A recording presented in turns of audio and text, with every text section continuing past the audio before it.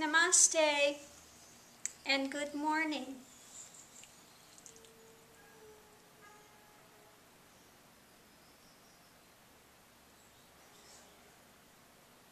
Welcome to this Satsang.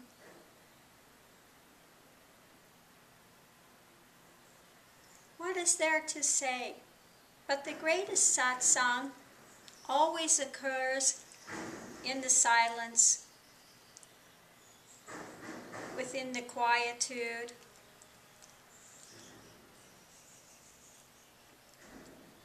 The greatest and most richest of it occurs there. Why is that? Because words are simply occlusions. Words are simply diversions. The mind wants to latch on to something and continue to propel itself into the next drama, the next story, the next diversion. Okay? And to get to full realization, the mind has to still. The mind has to play out all the stories and be done with them. It has to lose its momentum. And so people come, and when they begin meditation, they say, but my mind is not stilling. Or they come to the path, and they're only into the path a few weeks, a few months, and why is my mind not stilling immediately? Well, the mind has been going for eons, for ages, for lifetimes. Okay, so don't have an expectation that the moment you come in that you're going to get some practice and it's immediately going to stop and still.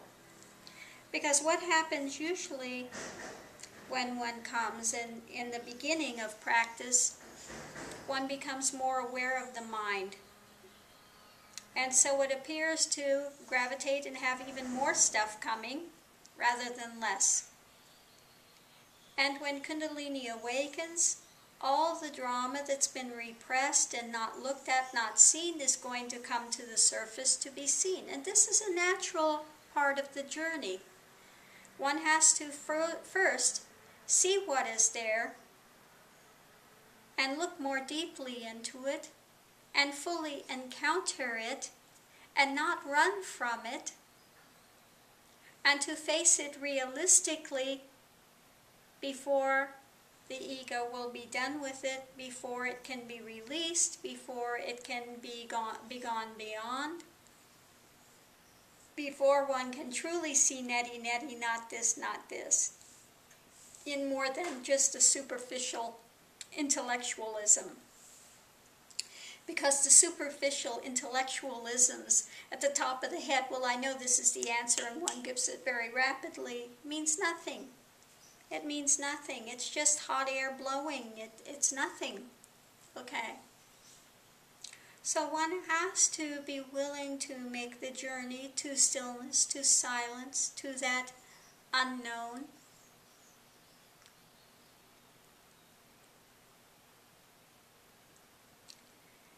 And if you're around many people, you'll see that what's the common tendency?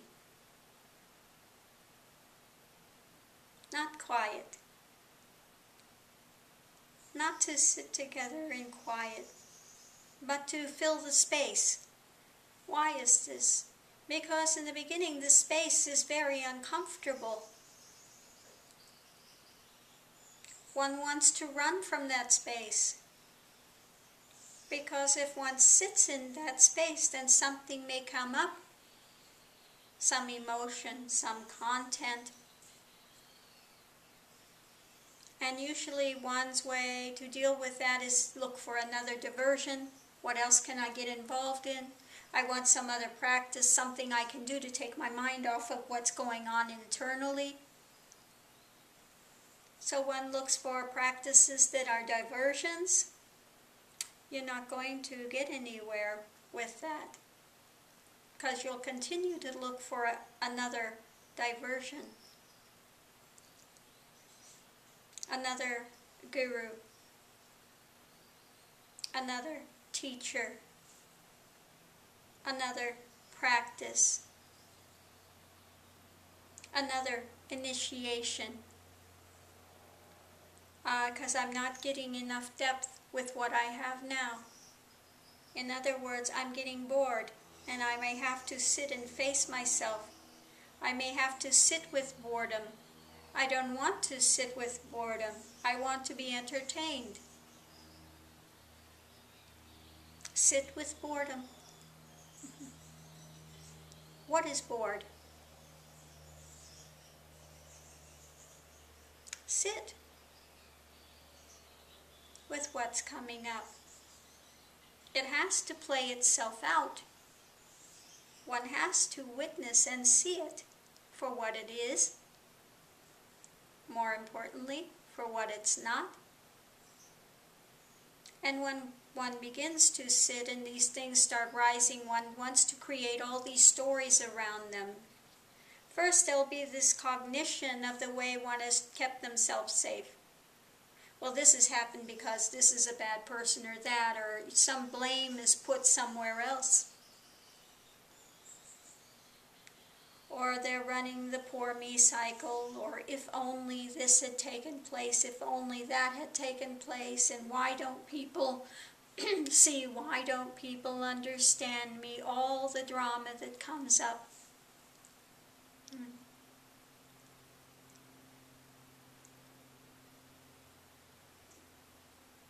And so rather than sitting and facing what's coming, people want to run and gather, collect, intellectualize. Because it's simple to go into another mind game, create another mind game, create another mind spin, another story.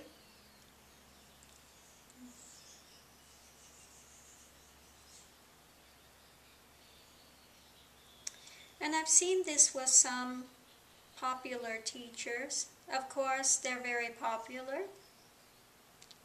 People love it because they say they are getting rid of the story. Let's take this story away. How would you feel if, you took that story away?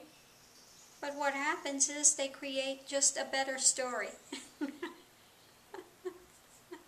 They're exchanging one story for another story.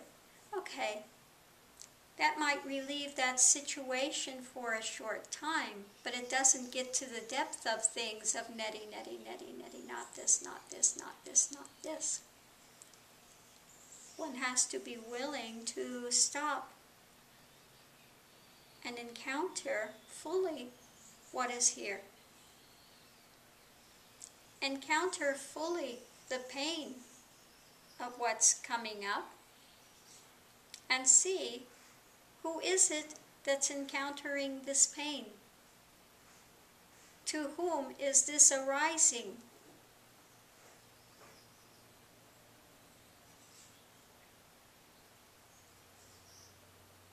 And does one need to continue to be driven by this? Look at the story behind it.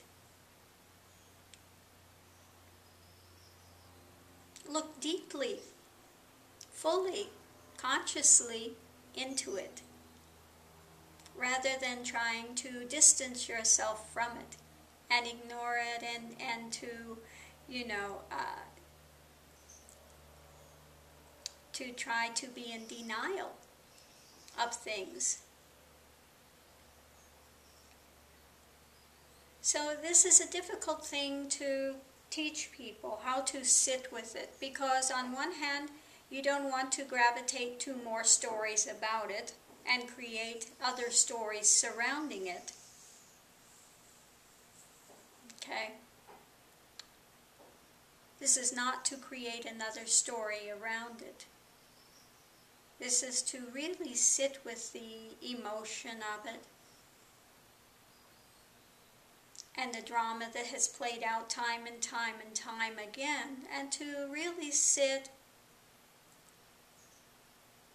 and look at it point blank and encounter it point blank without making another justifying story around it.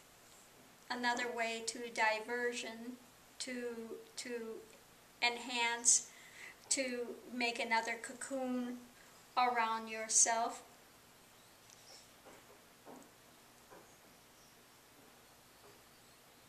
Because all of these identifications, all these attachments, all of these dramas have to fall in the end. One has to eventually encounter that fear that will arise, that fear of the unknown. If I cease to exist, if my ego ceases to exist, what will happen? Oh my God, this is too scary. I say I don't want ego, but really I do, you know. Really, I don't want to give it all up. I don't want to go beyond oneness. I don't want to go beyond this where I can see God in everyone and everything and it's blissful and, you know, I can fool myself into thinking this is full realization.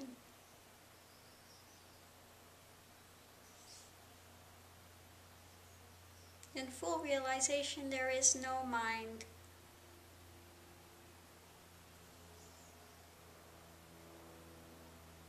There is no one that's one with everything.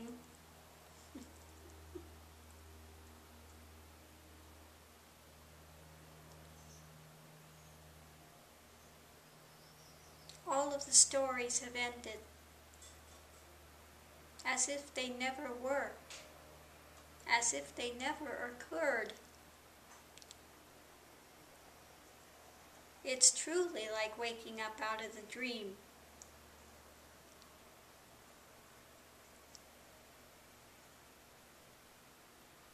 And at that point, there is such a richness. There's nothing to hold, nothing to gather, nothing to collect, because all of those things come out of a feeling of lack. There is no lack.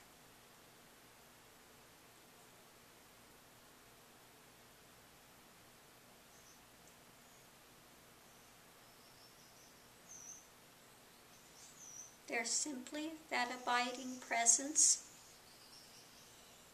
in every moment, that bliss that's beyond blissful. It's a quiet bliss.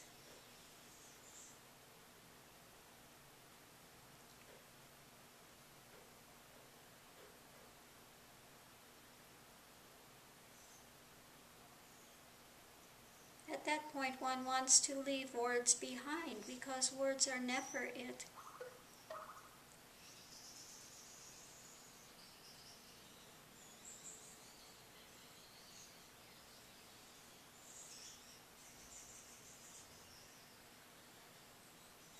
Words mean nothing within that realization.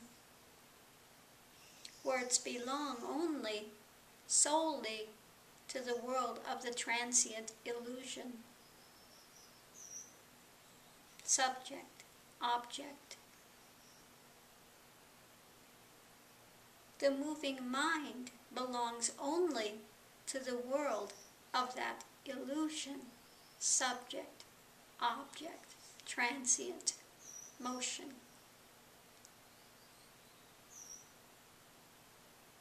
And this is why it is said that the Absolute is the witnesser.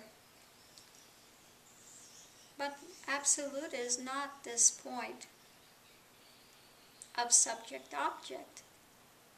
And so when one says it's always the witness, again, this is a bit of a misleading pointing. Because what is there to witness when there's only that is?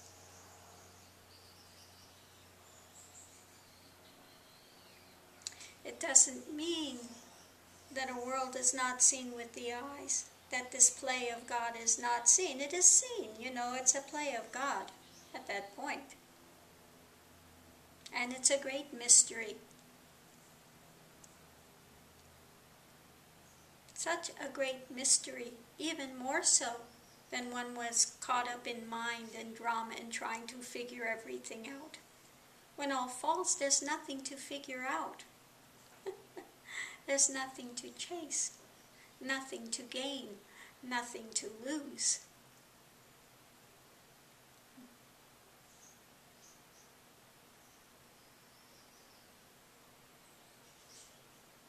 In every moment, there's this richness of this silence, this stillness, this is, ever present, unchanging,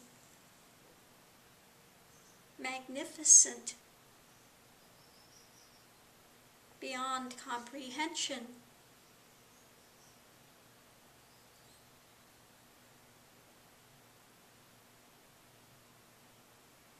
And this oneness that's held with attention cannot even be such a small flame, a small candle flame next to this bonfire.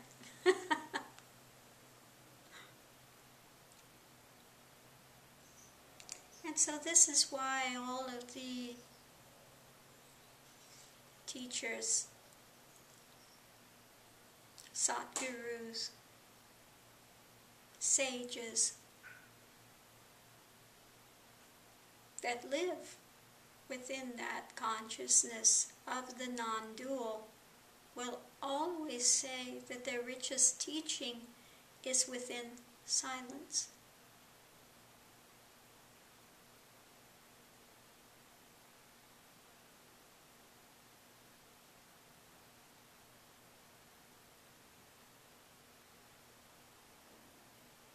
To put words over it is to diminish it.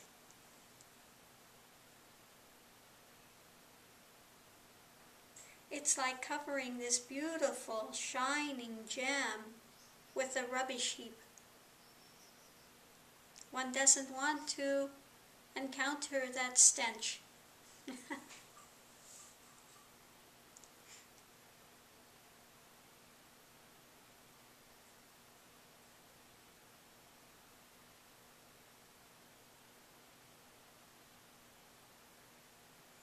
And I understand that those within the mind of duality are still seeking the words because they are, in some way, they think pointers and indicators of a way to go, that one can learn their way there.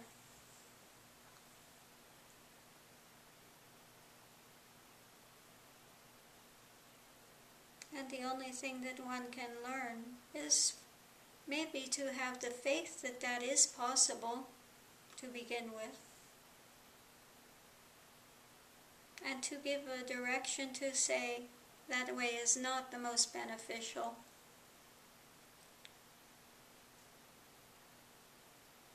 But ultimately, the work has to come out to stillness, internal quietude.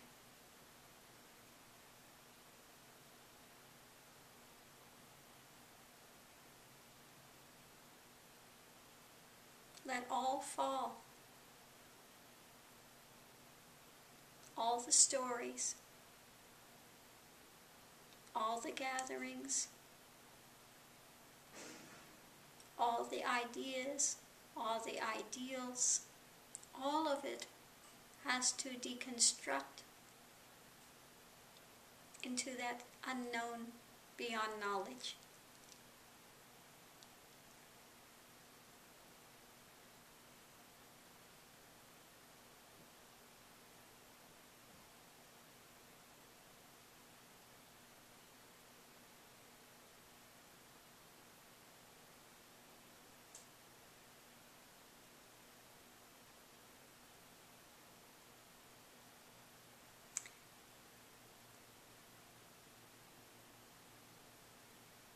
I think one of the biggest misnomers with people just beginning is that they have to go to a quiet place in order to practice quietude. But one is internally still and internally quiet, no matter where they are, no matter what the external sound is in the world, in the transient. All sound rises and falls in that silence. Okay? Not two, not two. All action takes place in the midst of inaction. Not two, not two.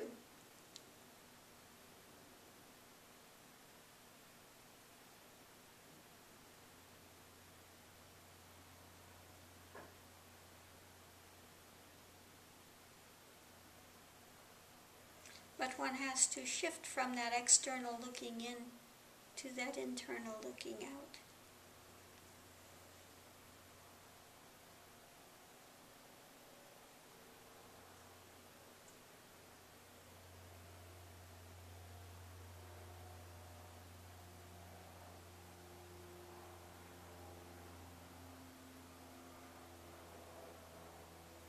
When that's done, whatever sound is heard, like the plane that's flying now above, one feels in the heart is just bliss. This wave will go through one. One feels the motion of that sound and it's bliss.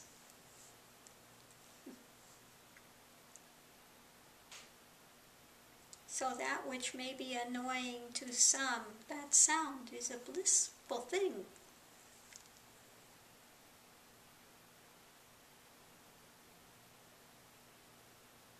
It's like the ripples on the top of a still pond.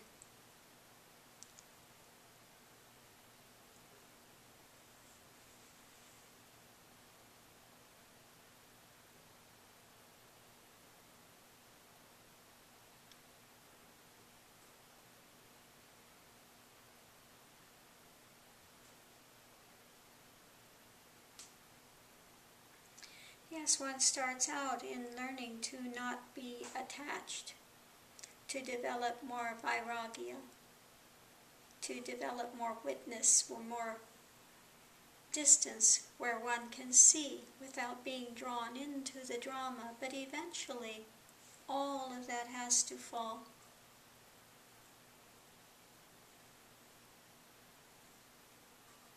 In oneness, there's no attachment to the mind play, but there's still mind play, and therefore there is still an occlusion in place.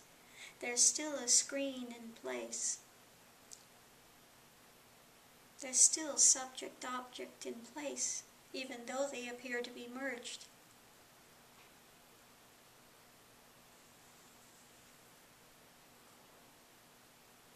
It's held with effort, because mind is still in play. It's another play of mind.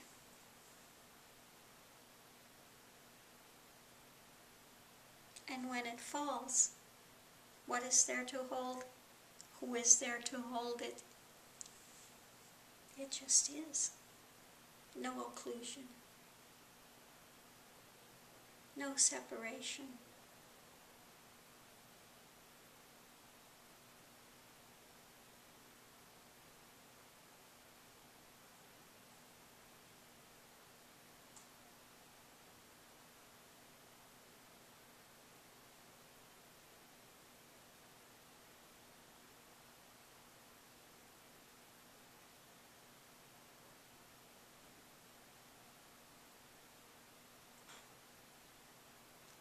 So let's take a few moments just to sit.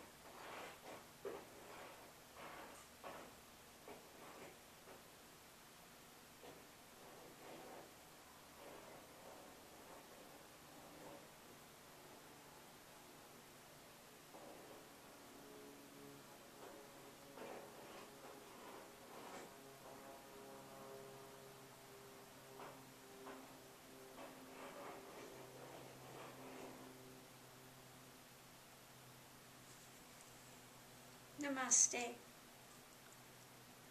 Remember, you can always take a moment for quietude in the midst of your work, whatever you're doing. Just sit in stillness.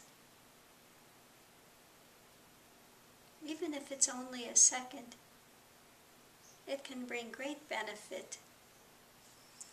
Namaste.